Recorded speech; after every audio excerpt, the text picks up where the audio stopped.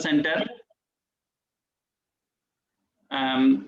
Actually, today we are celebrating this through conducting a online seminar or online lecture program by Dr. Jenifer from VIT University. Actually, this program originally was to be conducted on 5th June, that is World Environment Day. But on the same day, all the centers cannot celebrate. So throughout the month, we will be celebrating like this. So World Environment Day is 5th of June. So that's being celebrated. This year, ecosystem restoration is the theme of the World Environment Day put forth by United Nations. So with respect to that topic and your chosen topic of remote sensing using GIS for groundwater, topic will be very relevant to discuss, and today we are happy to have you with us. And it's my custom to introduce Dr. Jenifer to the audience. Dr. Jenifer had graduated from Guindy Engineering College, and she did her master's in same Guindy Engineering College in 2012, and she had completed her doctorate in IIT Kharagpur in 2018. So with this educational background, she had almost 4 pages of her success story is with me, but I don't think all the 4 pages I can read it now. So I am reading it out certain aspects alone, like awards and recognitions.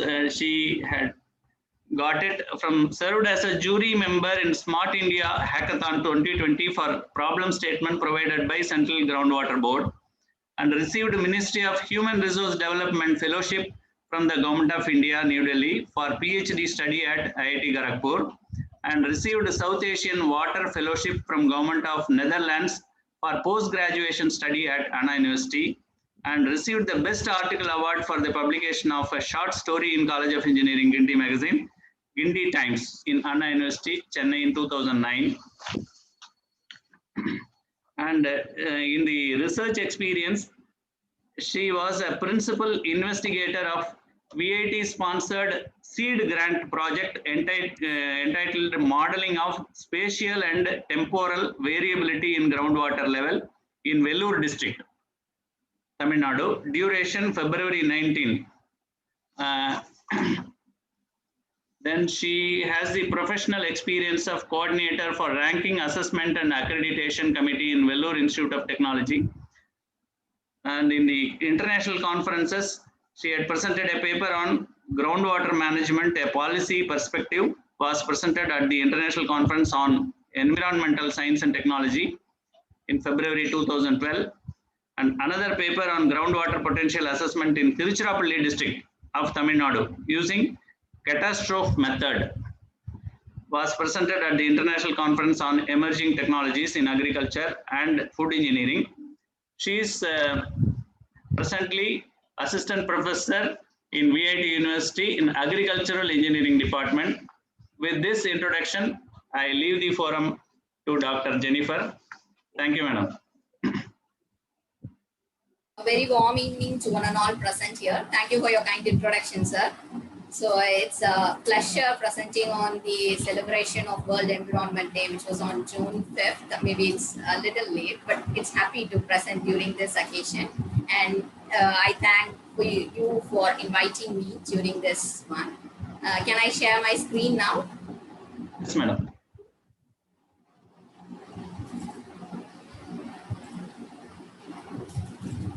Is my screen visible? Yes. Yeah, it's visible. Okay. So the topic for today's presentation is remote sensing and GIS in groundwater management. So I would like to move on from the known facts to the unknown facts. So we all know that almost 75% of the Earth's surface is covered with water, and only 25% is land surface, which is very abundant. But the fact is that we cannot consume all this water and almost 97.5% of this water is salty. And only 2.5% is the freshwater resource which we can consume and which is potable. We call it potable because which we can drink. And out of this, almost you can see 30%, 70% is frozen in the ice caps and glaciers, and only 30% is left out. This frozen water will be in the mountains in the form of ice caps and glaciers, and we cannot utilize it. And the remaining 1% is the surface water resources, which we get it in the rivers and lakes. And 29% is the groundwater resource, which we actually utilize. So most of our population is dependent upon this 29% freshwater resource. Moving on to the condition of groundwater, which is prevalent throughout the world. As you can see from the graph, India is the topmost consumer of groundwater, which is abstracting almost 251 kilometer cube of water every year. It is the leading USA and China in this abstraction rate. And when we look into the conditions of India, you can see from the graph, this is being provided by the Central Groundwater Department every year. And it shows that almost Rajasthan, Punjab, Haryana, all these regions are under very critical stage. It means the overexploited state. What does this overexploited mean? It means that we are taking more amount of water than it can be recharged into the aquifers. So this overexploitation is prevalent in all these regions. And then moving on to some other states like Tamil Nadu and Uttar Pradesh, they are in the semi-critical stage of groundwater development, and only very few states are under the safe state. So the situation is very grave, and we need to manage groundwater in a proper manner. So let us talk about this groundwater management. How do we manage this groundwater? What do we have to do to improve the groundwater? The one thing which we can do is recharge it by having some rainwater harvesting structures. So if the problem has a very simple solution of rainwater harvesting, why are we lamenting about groundwater management? Because this rainwater harvesting is not that easy as we think. Can we harvest this rainwater at all places? No, it cannot be done. It is not possible to harvest the rainwater wherever we like. Okay, there is a serious condition which has to be taken care of, and these two criteria has to be fulfilled before we are going in for any recharge structure or any rainwater harvesting structures. The first condition is the soil should be permeable. Permeable means it should be able to contain all the water, or it should allow the water to infiltrate into it. So in such a condition, yes, we can have rainwater harvesting structures in those places. The second condition is that the water table in this region should be well below the ground surface. Means it should not touch the ground surface. It's like when you have a groundwater table which is almost near the ground surface, or which is 1 feet, 2 feet below the ground, you cannot fill it with more water. It's like a vessel full of water, and if you pour more water, it will be moving out. So in such conditions, we cannot have any kind of recharge structures. So when these both conditions are being satisfied, in such cases, we can go in for these rainwater harvesting structures. But before going on to how to rainwater harvest or how to recharge, we have to know the condition which is prevalent below the ground, because almost the entire region which is below the ground, it is hidden, and we do not know where the groundwater is occurring or how it is occurring, whether the soil is permeable or not. For that, we have to know the basic conditions of an aquifer. What does the aquifer mean? So this is a Latin term which means aqua is water and fero means to bring. So this aquifer are the water bearing formations, or which can hold water, from where we get our water when we tap the wells. These aquifers are some formations which can store water, which can transmit water, means the water can move within the aquifer, and it can also yield water whenever we need. Those are called as aquifers. So whenever we drill a well at our home or at our field, so we are tapping one or the other kind of the aquifer and we are removing the water from it. Okay. These aquifers are of three different types. One is the unconfined aquifers, and the other one is a confined and then perched aquifers. So whenever we speak about this unconfined aquifers, it is to be very simple, a vessel full of water. You just need water, you take a small tumbler or glass something, you just fetch the water from it. That's all. It's as easy as that. You just drill a well and then you will be getting water within 20 or 30 feet and then you can fetch the water and have it for your household use or a field use. This is simple. So these aquifers will be having a free surface of water table which is prevalent on the top, and then some confining layers like rocks or other things which will be holding the water for us.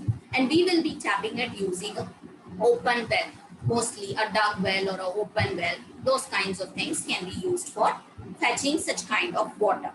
But there is another kind of aquifer which we call it as confined aquifer. So by the way, confined, it means it is not free to use. It's like now you have closed the vessel full of water with some plate or something. Now you cannot fetch the water easily. You have a plate over it. Now you have to remove it and then use a glass and take the water. Similarly, these confining beds are some barriers which are occurring on the top of the aquifer, and you cannot fetch the water or dig a well by taking this water.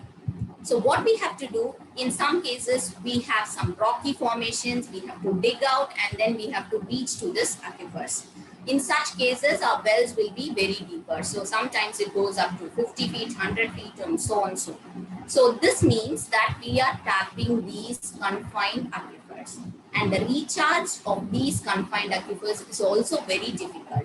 Say if I build a kind of a small recharge structure, a rainwater harvesting structure in this region, so it will recharge only the topmost layer of your aquifer, and the water cannot move into this region. It is impossible because these confining beds are not permeable.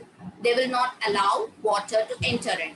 So in this case, what we have to do, when these confined aquifers are meeting the land surface, where it is exposed to the land surface, we have to have a recharge structure or rainwater harvesting structure in this region to recharge the water into the confined aquifers. And apart from this, we also have a special kind of aquifer, which we call it as a perched aquifer. Now that we have a vessel, when it is open, we say it is unconfined. When it is closed with a plate, we call it as confined. Now here, what happens is that somebody has poured the water over the plate. So little bit of water is available on the top of the plate, but the original water source is below in the vessel. So this perched aquifers are like that. So some cases, what happens, a small barrier will be existing on the top of the original aquifer, and it can act as a kind of aquifer and it will hold only little amount of water. Whenever we drill a well at home, sometimes we get water, and after a period of time, say 1 year or so, the water will be depleted. It means that we have not tapped the original aquifer, we have tapped some kind of perched aquifers.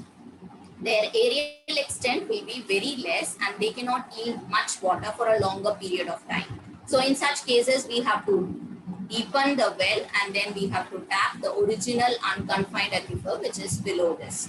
So these are the conditions in which the water is occurring below the earth's surface. So it is a very complex situation in which the water is there. And to understand this, or to know which kind of aquifer is this and what kind of geologic formations are existing, how far we have to dig a well, how far we have to have this kind of structures to support recharge and other things, we need to do some exploration techniques or investigation techniques. These exploration techniques can be classified into two different types, surface methods and subsurface methods. But the major problem in these methods is that it is very expensive. Like in case if we have a subsurface method and we are going to do some borehole logging, it will be very difficult because we have to dig a borehole, fit in a sensor into it and then put the borehole sensor into the borehole. And we have to record each and every feet of the soil which is available. And then we have to understand the lithological profile, the geology which is below the ground. And this is a very laborious process and then time consuming process. And it is very difficult for us to collect such data. So these are the problems which are existing in groundwater management. One, the methods whichever is available now, the traditional methods. Like we are going, taking into the survey, digging a borehole, finding out what is there into the ground. Everything is expensive, time consuming, laborious, and it is not the same everywhere. For every 1 feet or 2 feet, the condition below the ground will be different. Whenever we dig a soil at home for planting or something, the top layer will be sand and then we'll get a clay layer and then we'll be getting some other material down. So within a feet of distance, you get so much of difference. And if we dig on and on, maybe some hundreds of feet, there will be layers and layers of different layers which is existing. So this situation is very complex. And spatially also, the variability is very high. It will not be uniform throughout the area. So for every 1 kilometer, there will be a difference. So here I may get water from the unconfined aquifer, but after a kilometer or so, I have to tap in a confined aquifer to get the water. So it will vary spatially. So it has to be maintained properly to get all these data, which is very much lacking in most of the developing countries, including India. So this limited data availability is also hindering the process of groundwater management because we are unaware of this hidden resource, how dynamic it is, where it is, and how it is occurring. So the maintenance of monitoring networks is also needed, which is also not proper in most of the regions. That is why we are depending upon the remote sensing and GIS techniques. The major advantage of having this kind of technique, it can give you spatial data, it can give temporal data. Spatial means over a wider area, it can have global coverage, and temporal is for over a period of years you can get the data. It can analyze both quality and quantity. So that is why we are depending upon remote sensing and GIS for sustainable groundwater management. So now moving on to this remote sensing. What does that mean? So this is very relevant to the current situation. In the first picture, you can see a person is taking a temperature using a thermometer in a child's mouth. But this cannot be used currently because whenever we take temperature by using or with the contact with the person, we have COVID-19 and we cannot accept using the same thermometer to some other. So that is why we are using these thermal scanners, which are held at a distance and then we are taking the temperature. This is what remote sensing means. The first case is called in situ sensing and the next one is called as remote sensing. The same thing applies good for your field conditions also. Here you can see the person is in the field and then he is taking the data by standing in the field, which is called in situ sensing. And the next one, some airborne flight is there and the satellite is there, which is sensing the data. This is called remote sensing. Remote is actually you are not in contact with a particular object or an area or whatever phenomena is occurring. So we are held at a distance and then we are detecting or sensing the energy from the object. Now, there is no contact between the person and between the object which we are contacting. But what happens here? How do we get the data? There is an energy transmission which is occurring in between, which helps to record the data from that object. And this is nothing but the electromagnetic radiations. So these are the electromagnetic waves which are being transmitted from an object or any kind of area or the Earth's surface, and it reaches the satellite. These electromagnetic radiations will be traveling and then reaching the satellite. They have electric and magnetic field traveling at perpendicular distance. And we have a wide range of electromagnetic waves occurring. And this put together, we call it as electromagnetic spectrum. So this spectrum will have everything, right from the X-ray, which we take, and then your UV rays, which we get from the sun, and then the visible light, and then we have infrared, microwave, and so many other radiations are possible. The point which we have to note here is only this region is visible through our naked eye. That is from 400 nanometer to 700 nanometer or 750 nanometer. We call it as RGB.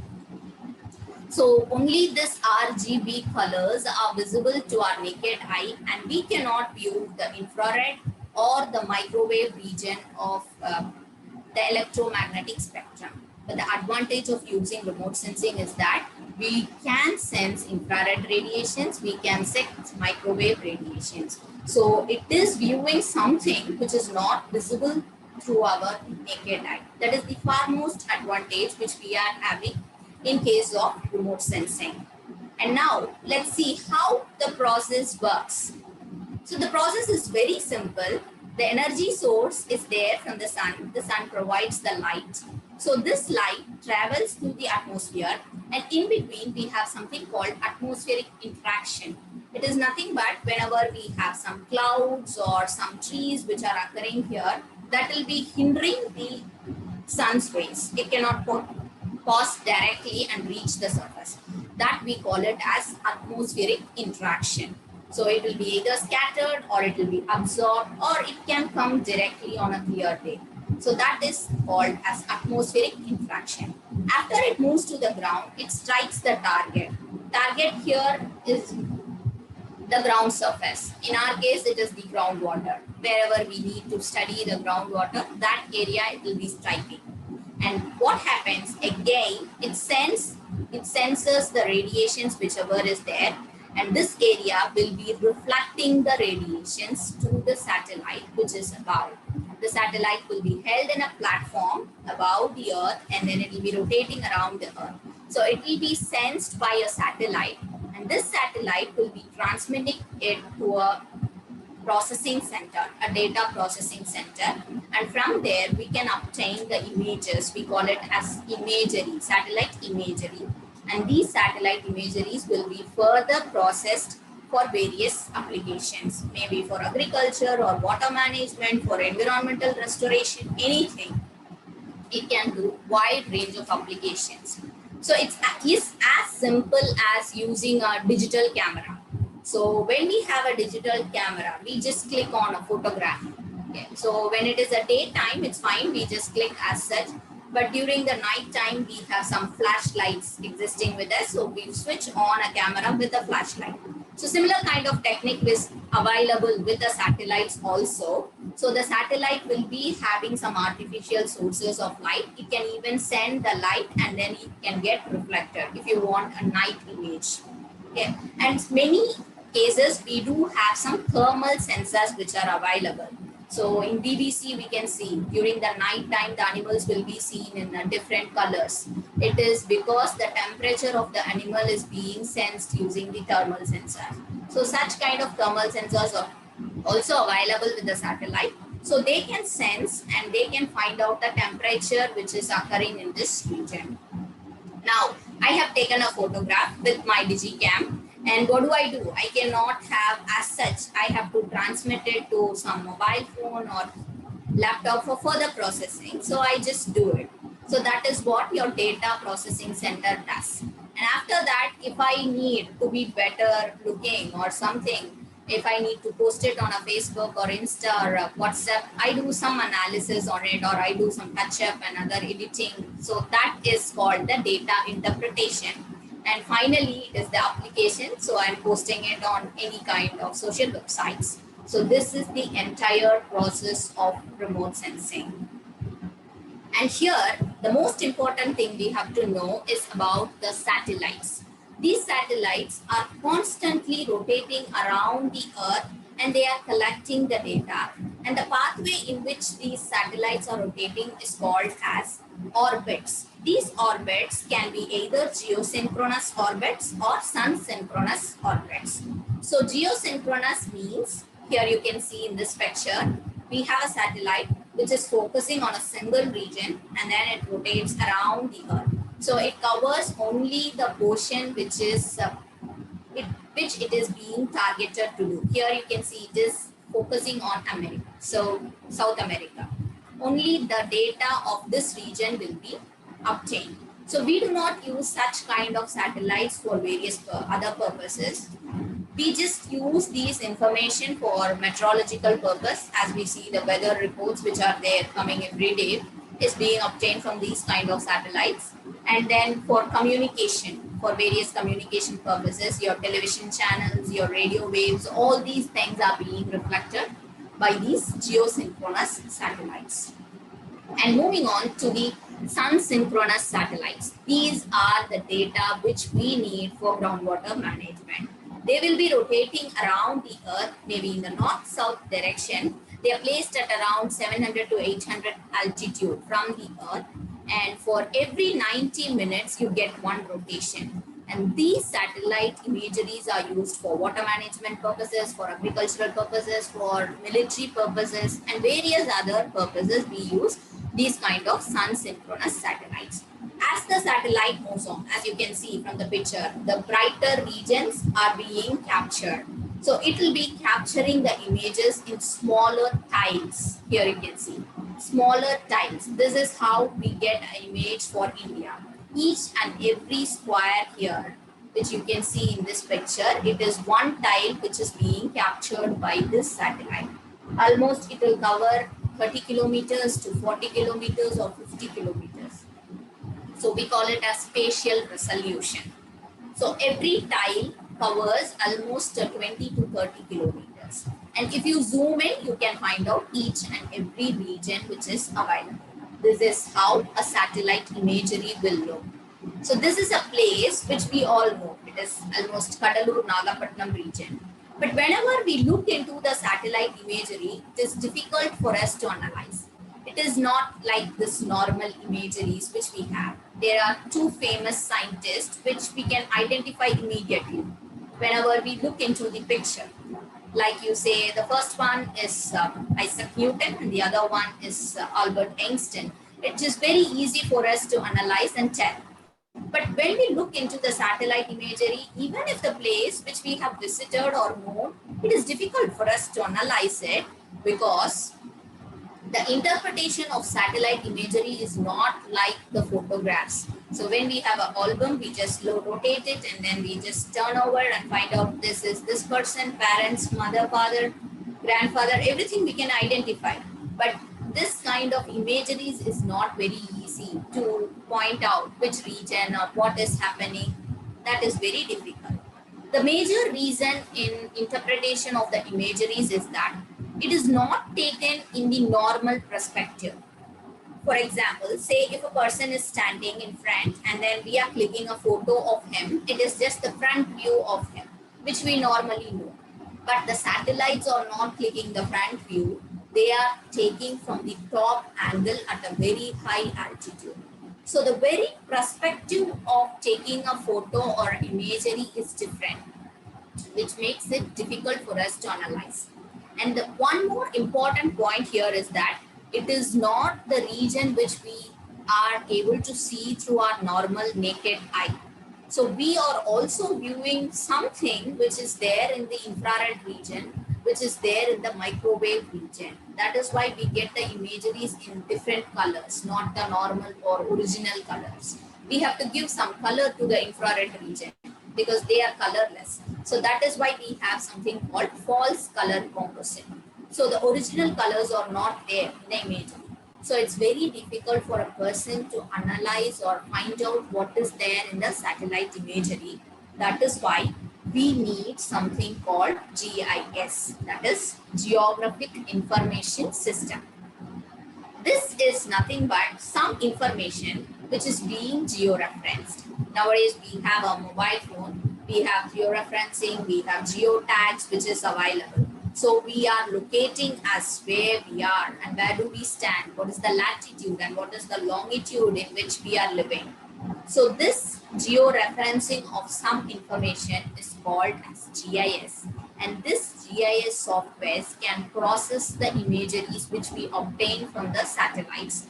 The image which we obtain from the satellite It will be in this form of rows and columns, and each and every square here we call it as a picture element or pixel.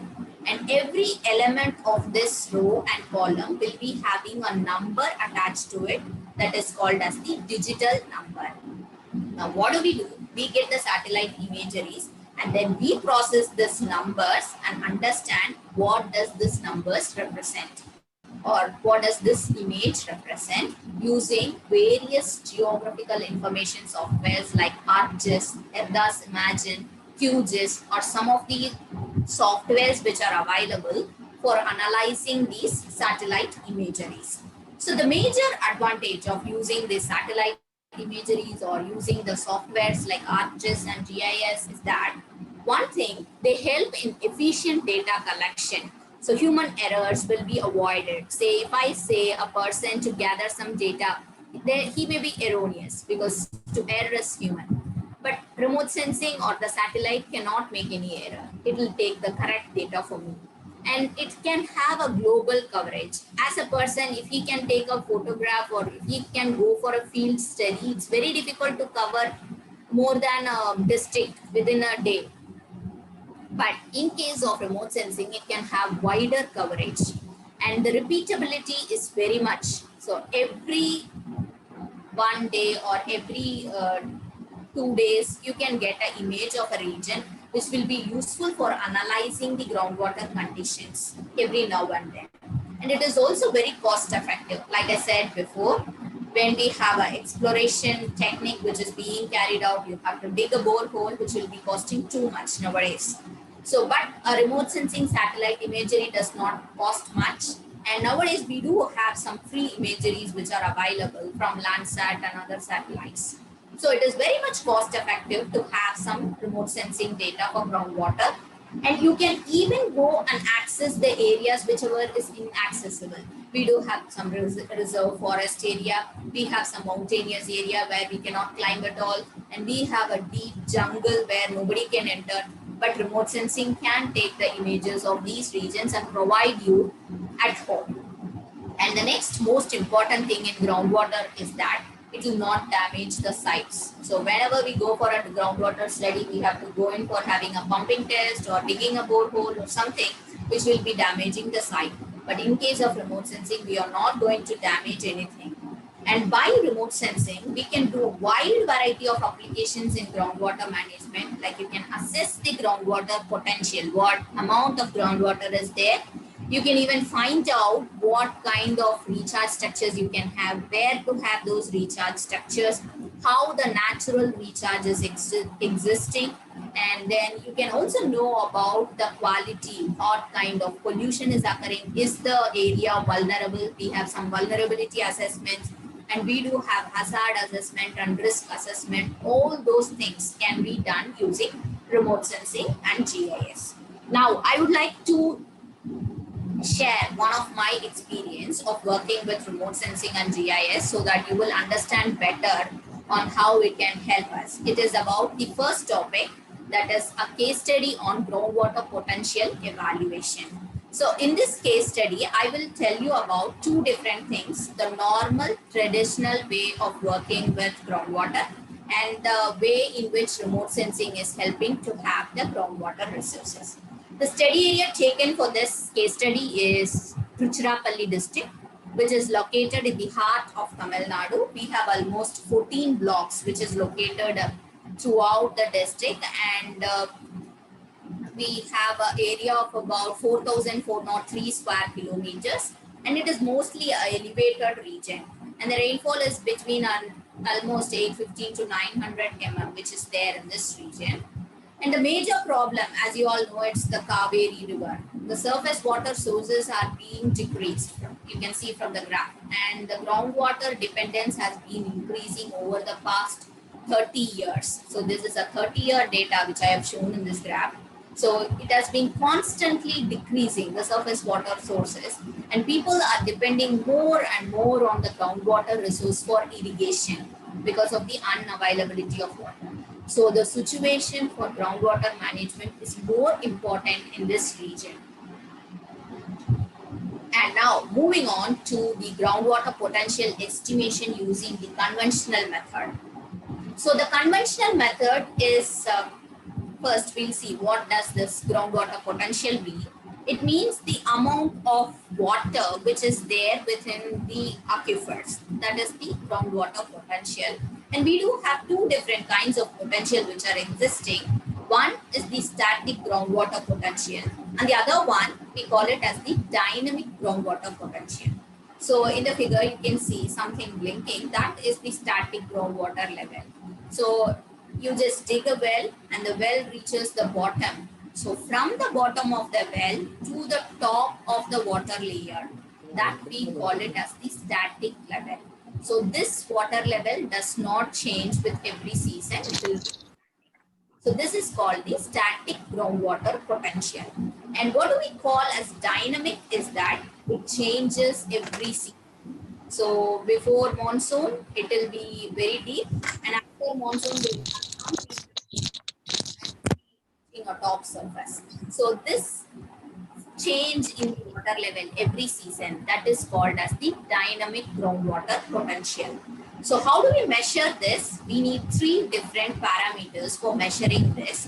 One is the specific yield, and then we need area, and then we need to know about the fluctuations.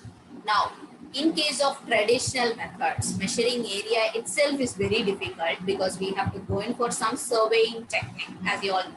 Some kind of surveying has to be done, a plane table or chain survey or some other survey has to be done to measure the area, which is very laborious. And next thing, we need something called as the monitoring network. So these are the wells whichever we have. Monitoring wells are the wells which will be maintained by either Central Groundwater Board or by the state departments. Here in our case, it is PWD, or they have the Institute for Water Studies. So they will be maintaining these monitoring wells, and these wells will not be used for any kind of pumping activities, and they will be used only for monitoring the water level. So how far the water is there. So we need to measure the pre-monsoon and post-monsoon. So we have a monsoon season, which is occurring between some June or July, and then it will end by October. So this is the monsoon season. So you have to take a data before the rain and after the rain. So that is called as the fluctuation in the groundwater level. And next we have to take the specific yield. Specific yield is nothing but how much volume of water can be stored in an aquifer for 1 meter difference in the groundwater level. So it's too difficult. Maybe in a simpler terms, let's take a kind of a sponge or something, dip it in the water. So now the sponge is full of water. I just press the sponge and then reduce 1 centimeter of it and then take the water from it. So how much water it can hold within this 1 centimeter, that is called as the specific yield. Okay? Similar kind of thing happens for an aquifer also. So how do we measure this specific yield? I cannot directly press the aquifer and find out how much it's there. It's not a sponge anyway. So we have to go in for some kind of pumping test. So these pumping tests or something, you have to have a series of wells, pump all those wells, check what is the discharge rate and how much drawdown has been there, how much the water level has decreased, and then we have to fit in a graph and get the specific yield data, which is also very much laborious. So after getting all these informations, we will be calculating the dynamic groundwater potential. So we need a surveying technique to be done. We need a monitoring network which has to be maintained, and we have to do it. And then we need to conduct some kind of pumping test. And after doing all these things, we will be getting this dynamic groundwater potential. Yes, now I have got this dynamic groundwater potential. And here it has been classified into different types. It means like 5 different zones are being represented here. One is a very good zone, means the potential is very high. You can take water there.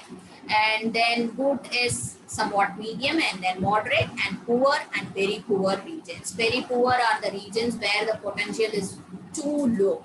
So the groundwater is not good in those regions. We are not having sufficient amount of water in those regions. So this is the classification which we have obtained from the dynamic groundwater potential values, calculated using the normal traditional methods. Now, moving on to the remote sensing based method. How can remote sensing do all these things? Anyway, we need groundwater. Groundwater is below the ground. Can the remote sensing do all those things? Is that we have a very simple technique. We just select some parameters which are more influential to the groundwater. Here, we have selected several parameters, almost 8 parameters, which are very much related to groundwater. For example, say rainfall. Rainfall, if it is high, your groundwater will also be high. So it is highly influential to groundwater. And then the drainage networks, if you have too many drainage networks, fine, you will be having some groundwater. And the water bodies, around the water body, we will be having groundwater. So such kind of parameters were selected, and all these parameters were prepared into different layers. And these layers were integrated, or to be very precise, combined to form a single map of groundwater potential. So I'll be explaining the process. So all these data was not collected from the field. It is mostly the remote sensing data. In this case, we have collected some field data for rainfall because that was not available. But we do have satellite imageries which can estimate the rainfall also. So we depend on these satellite imageries to get the drainage network, the lineaments, the water bodies, and then the elevation. Everything can be obtained. And then we have used a technique called AHP, which is called as Analytical Hierarchy Process Technique. Here, we just rank each and everything, how it is related to groundwater. Say rainfall is highly influential with groundwater. So it is almost equally important. So I give a rank 1 for it. And say your elevation, if it is very high, highly elevated, then what happens? The water will be running from that region and it will go to lower elevated regions. So it is also influencing the groundwater. Maybe I can give that it is extremely important, but not as important as rainfall. So similarly, we are ranking each and every parameter, and then we are creating a weighted average technique.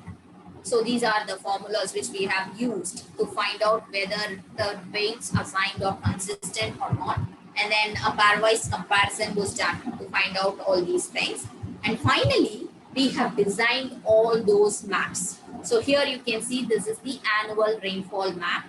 So in case we have some 1000 to 900 and 900 to 800, all these regions are contributing more to the groundwater. So when my rainfall is high, the groundwater will be high. So I am giving greater weightage to all these parameters. The next parameter is on slope. So when my land is too much slopey, then what happens? The water will be going as a runoff. There is no time for stagnation. The water cannot infiltrate. So everything will go as runoff. So luckily, only the topmost and the bottommost regions, that is the northern and southern part of this district, is having a very high slope, and most of this region which is there in between, they are not too slopey. So they can be useful for groundwater recharge. And next is the layer on proximity to the water bodies. So whenever we have a surface water body, that will be helping us to recharge the groundwater. It will help in infiltration and other substances. So when we have a groundwater or when we have a surface water body, we give higher weightage. Here you can see we have given a higher weightage for that. But if the place is greater than 50 meters from the water source, then the recharge will be very less. So a lesser weightage is given for that. Next is the drainage density. Similarly, we have also mapped the drainage densities and we have given the weightage for it. And the most important thing is your soil. Which kind of soil is there? Some kind of soil will be permeable, like your sand and silt or something. It will be permeable. But when you go for a clay or some other things, it is very difficult. You cannot, there is no infiltration into this. So they will not be contributing much to the groundwater. So depending upon the soil condition and their permeability rate, we have ranked different things. And then the lineament density. Lineament are nothing but the fractures or falls which are occurring on the rocky surfaces. Since Tiruchirappalli is coming under a rocky region, we have several lineaments, and these lineaments will be acting like some pipeline, like they just take the water, travel straight down into the groundwater. So whenever we have greater density, greater lineament density, it means that we are going to have high recharge in those regions. So we are going in for higher weightage in those regions. And next comes the geology. Geology is nothing but the subsurface formations, whichever is there. The most predominantly we are having this type of formation, but alluvium is the best kind of formation which is very suitable for having high recharges. And then we are also used topographic elevations. So all these maps were prepared using the satellite imageries. From the imagery, we have extracted this data, and then we have prepared different thematic layers. And after this, we have overlaid each and every thematic layer, whatever we have prepared. And then we have produced a single map, which is the groundwater potential index map. So this technique is called as weighted overlay index method. Means that we give weightage for each and every layer, and then we just overlay them, or we have to just make a smaller calculation using the softwares, and then we find out the groundwater potential index. After finding out the index, similar to the dynamic groundwater potential, which I showed already, we have classified into 5 different zones. Very good, good, moderate, poor, and very poor zone. And here we can see that almost 30% of the area is having poor. Now, a comparison is being made with the normal conventional technique and the remote sensing technique. Here you can see this black colored one, it is the remote sensing technique which we have used. And this one, blue colored one, it is the traditional way of measuring groundwater. So it is almost more or less same in all the zones except the good zone where we have some difference. And here in the very poor zone, we have some difference. Apart from that, all the other zones are more or less similar. So this proves that remote sensing is accurate enough to predict the groundwater conditions, and we can use remote sensing for groundwater management. And the map which has been produced can be used for drilling of wells, where the wells can be drilled, artificial recharge structures, which area is having very poor groundwater potential needs some kind of artificial recharge structures to improve it. And this can help in the planning and management of groundwater in a very efficient manner. Just to conclude, I wish to say this story of a blind man's elephant. So when a blind man looks into elephant in different perspective, it looks in a different manner. So groundwater management is such like that. You cannot just look into groundwater and say, I will only recharge the groundwater and then improve it. That cannot work out. You have to take care of the surface water sources also. Only when we have proper surface water sources, you can recharge. And in case, if I concentrate only on groundwater management and I am doing recharge structures and other rainwater harvesting structures, it will not be that much economical, because once you have to recharge and then again you have to pump out the water, which will be too much expensive.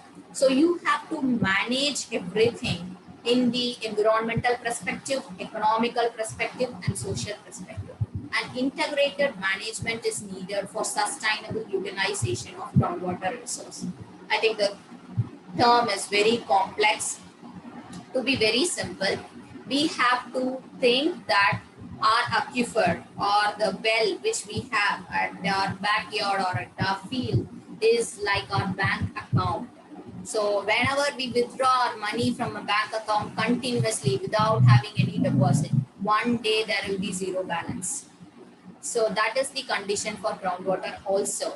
Continuous withdrawal of water will have defunct wells with no water. So we should have some deposit also into it. So please treat groundwater as your bank account. Have some amount of deposit into it. One simple way which we can maintain is that if we have an open well or something, you can just visit the well, look into it and check the water level. If the water level is almost fine before and after the rain, if it is not fluctuating too much, so if the fluctuation is within 1 meter level or something below the ground level, then you are having a sustainable management of groundwater.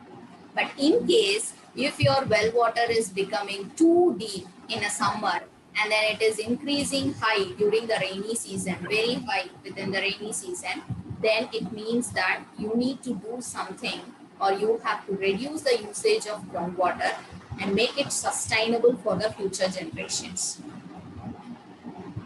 Thank you.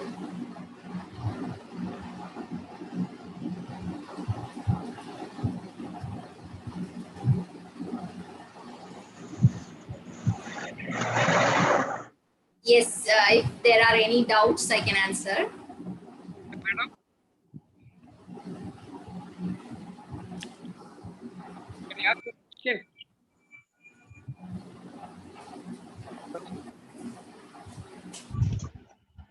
Sir, பேசுங்க. Myself, Muriasa Pandian, Honorary Yes. Secretary, Institution of Engineer, Osur Local Center. Madam, this groundwater potential index, no?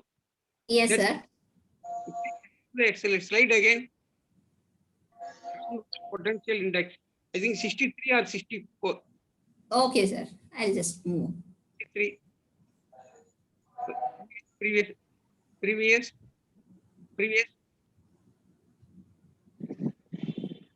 Just previous one.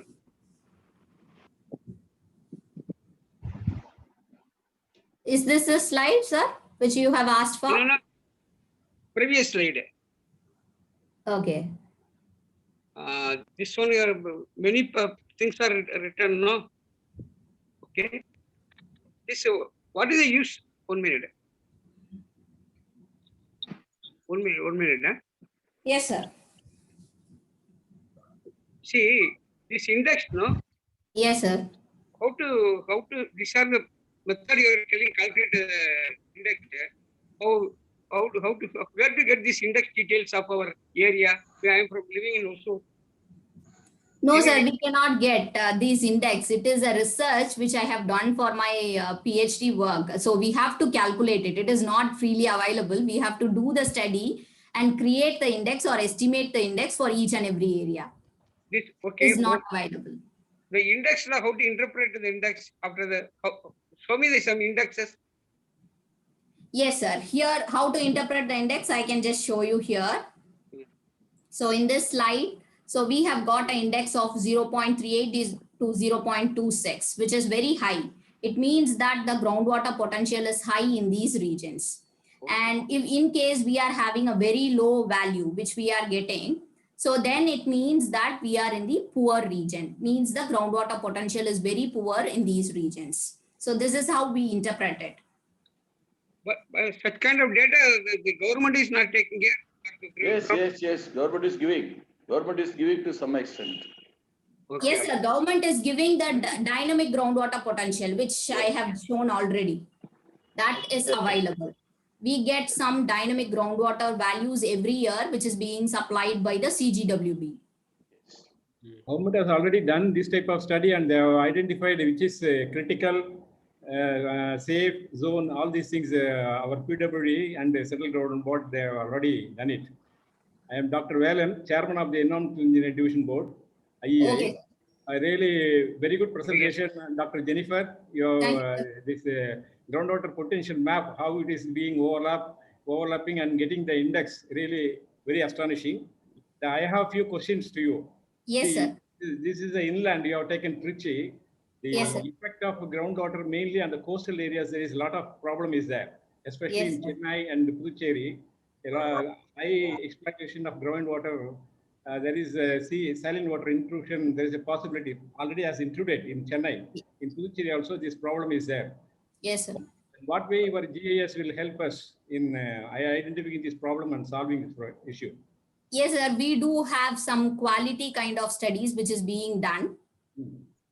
So we can also make such kind of maps interpreting the groundwater quality of each and every region. If we have some kind of, but for that we need some ground level data also, how far it has been included. We have to test the salinity of the water, and then we can map and find out how the groundwater quality is deteriorating over this region.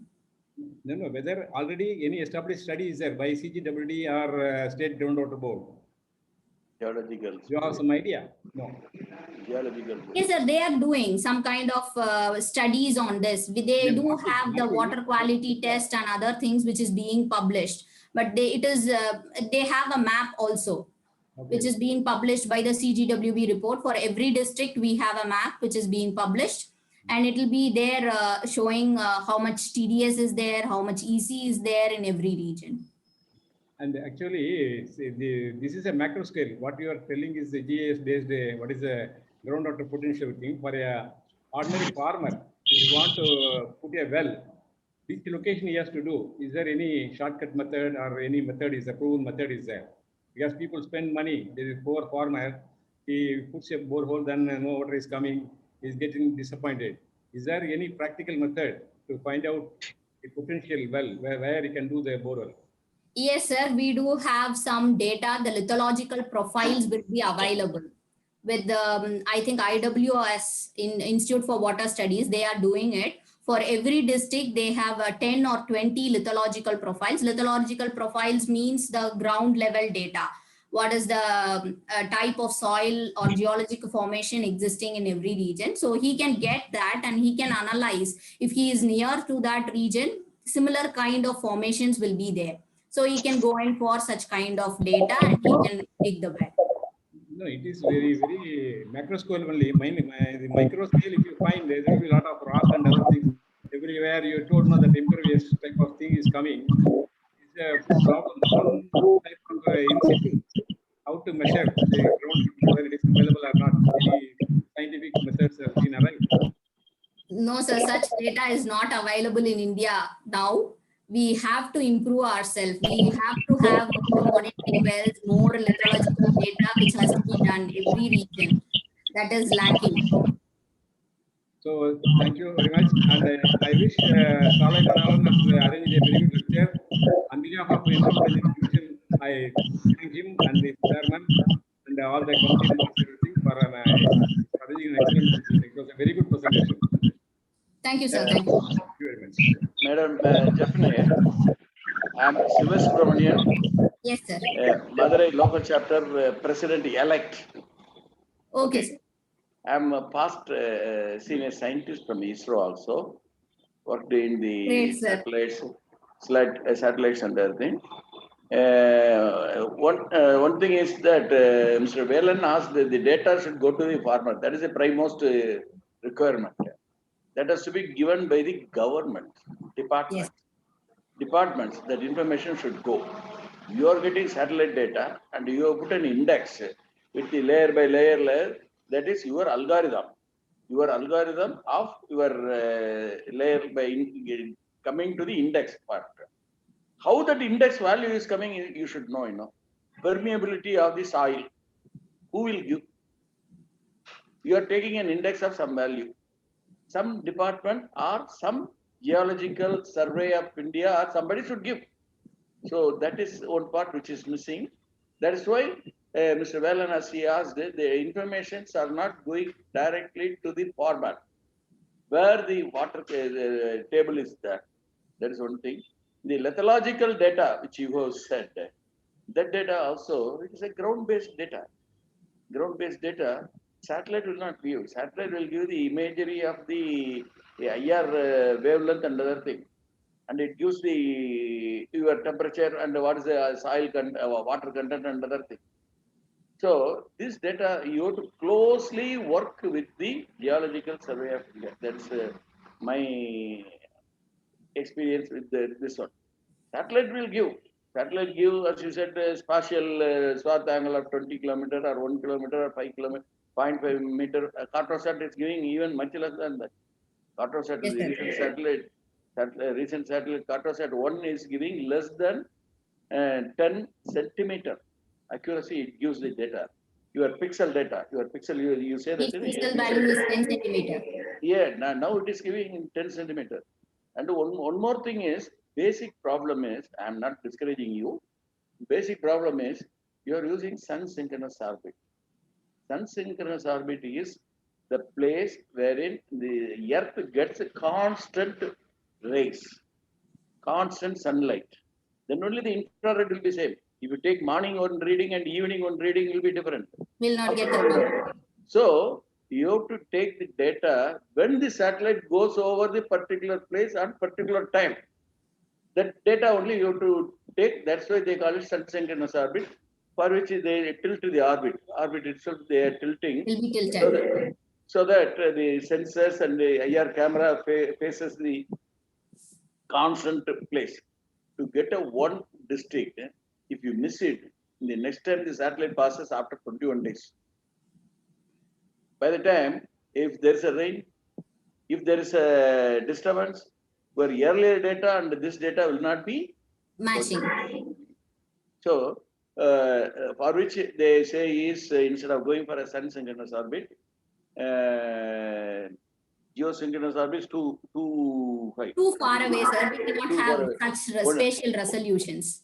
Especially you will not get it. You will get a cloud data will be there. For which nowadays they even NOAA satellite, French satellite, yes, American satellite, they use very high resolution radiometer. Very high VHRR they call it, multispectral radiometer. They use it, by which it not only covers the cloud and also it is able to sense the soil temperature infrared. That is one thing.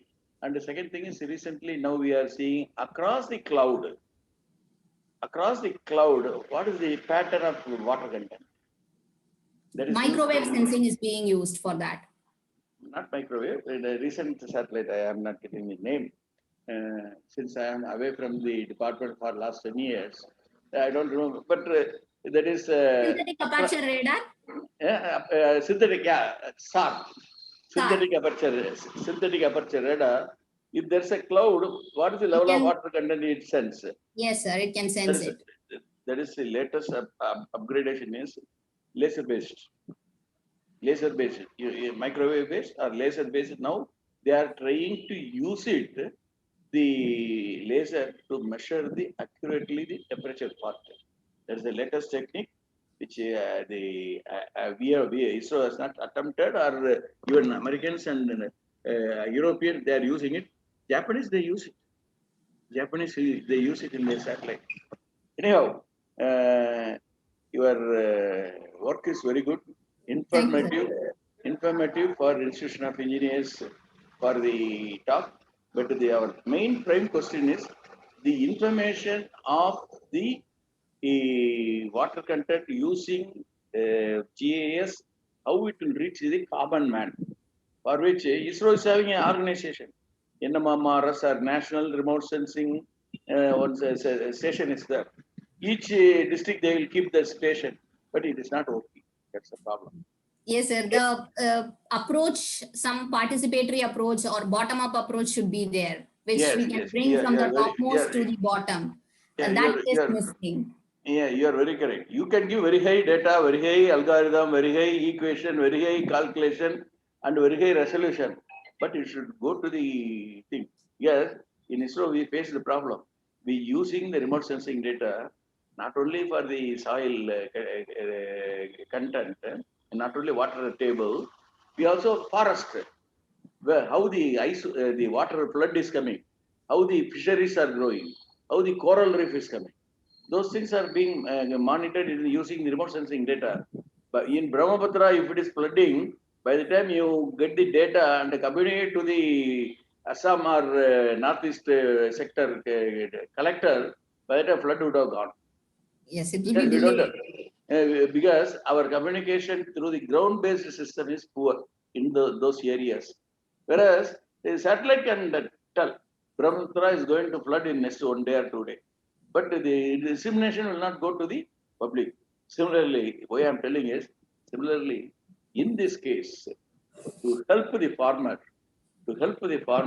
and agriculture, the soil, water table, and also you have put one thing.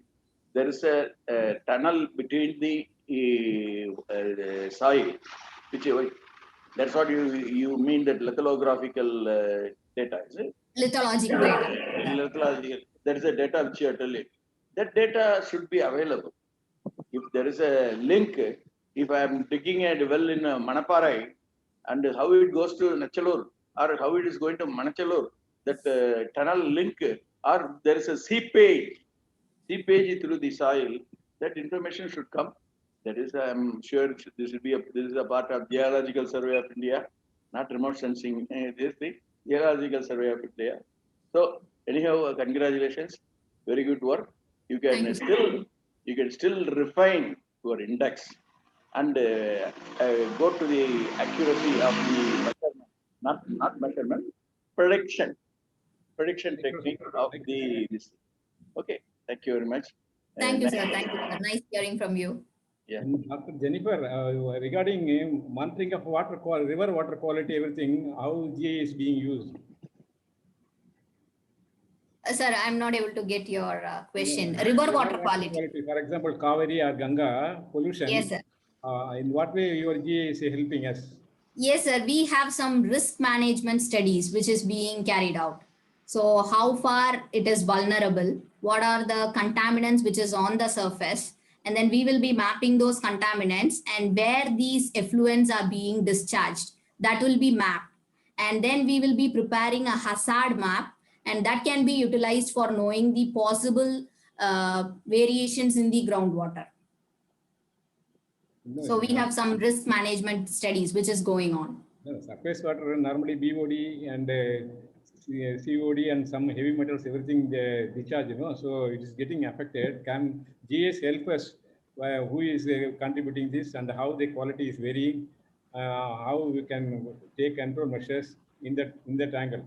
Yes, sir. GIS can help to find out where the effluents are from by mapping the industries and other things. But we will not know what is the kind of groundwater quality or surface water quality which is there. That we need to do a field study, because that GIS cannot provide. But we can see the surface water quality. We do have some spectral signatures which are there. If the water is good, the spectral signature will be different. If the water is being contaminated, the spectral signature will be varying. So with that, we can find out that whether it is being contaminated or not. But it is difficult to find out what is the BOD or EC or other thing. That is not possible. Okay. So to a certain extent, you can use GIS Yes, data. sir. Certain extent we can use. And any artificial recharging study has been done in Tamil Nadu? Recharge study, sir? No, artificial recharging. Any study, systematic study is being done? Until now, it has not been done. Navally, we have done one study because we are taking a lot of groundwater. I am from Naval Ignite Corporation. Okay, sir. So we have done some studies. For the mining regions, it has been done. Yeah, pumping well and pumping of water. Yeah, those things we have done. But I don't think it has been done in other parts, because that will be helpful recharging the groundwater. Already, the global warming, how does it affect your groundwater potential in Tamil Nadu? Do you have some idea? Global warming, does it have an impact on the groundwater potential? Yes, sir. Global warming is seriously affecting the rainfall fluctuations. It has become very much capricious. So when the rainfall is getting affected, ultimately our surface water resources are affected, and anyway your infiltration and other things will be very less, and we are having some effects on the groundwater.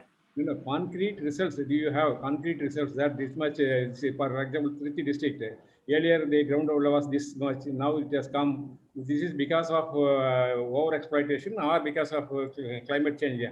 No, sir, such kind of concrete results are yet to be done. We have not done research in that part, because we cannot blame only climate change for this groundwater reduction, because we are also exploiting it. So such kind of studies are yet to be done.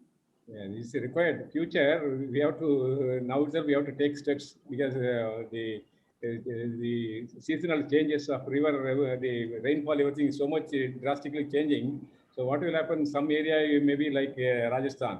So So we have to take some concrete studies and see that the groundwater is maintained.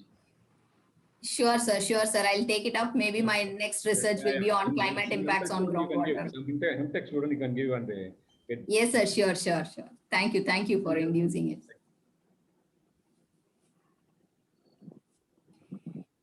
Dr. Annie Jenifer. Yes, ma'am. Very good evening to the forum. And I am basically an engineer cum planner, urban planner. Seeing this webinar and talking about the potential and the usage of remote sensing and GIS used in water and groundwater especially was a brilliant presentation. So thank you wholeheartedly for sharing us the presentation. The first appreciation goes to you. And addressing the questions by the panelists and the people in the forum, like respected Mr. Nagaswamy sir and respected Mr. Muniratnam sir. Basically, I'm being a planner. I also do maps, GIS. So I think they are more concerned about knowing how these maps and relative study helps for the common man or in the field.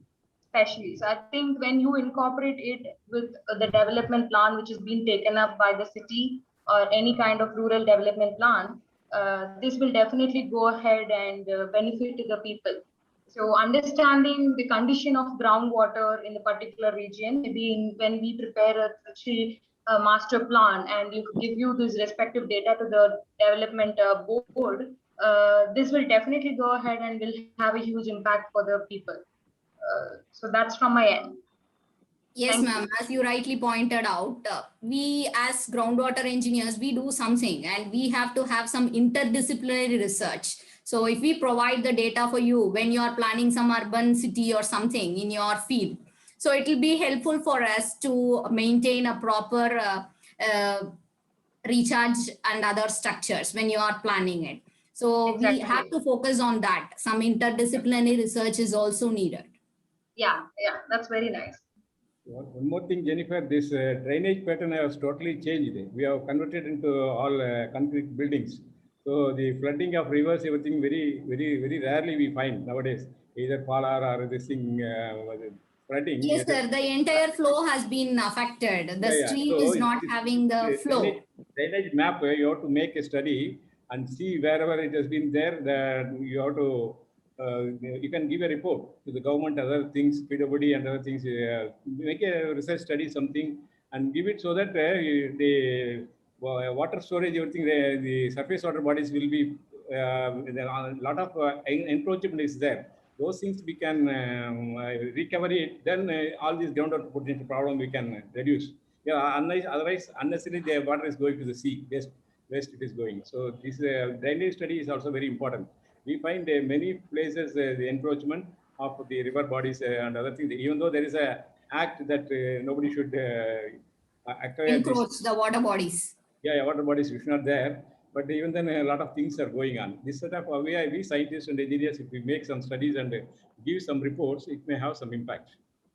Sure, Thank sir. you. Sure, sir. You're doing good work. Wish you a bright career. Thank you, sir. Thank you so much. Jenifer, yes, sir. did you use NMRSC data, National Remote Sensing Center? Did you use it? You got some data from this the? Data is from the Landsat imageries. Oh, not from Indian satellite. No, sir. Indian satellite imageries are not that much freely available. Yeah, 25 rupees. If you Yes, want, if you want 25 rupees, you can get a beautifully Madras city landscape, including the town planning as well as for the ground condition you can get. Yes, That's sir. not a Sure. problem. Maybe You next time I approach will use ISRO. that. You have to approach ISRO with, and NRC. Commercially available data are available.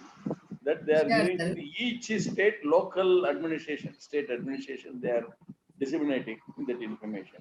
That is how Vellore, Bangalore Mahacity, that development authority, which fellow has encroached or which fellow has not encroached, how far he has progress, that data he can find out.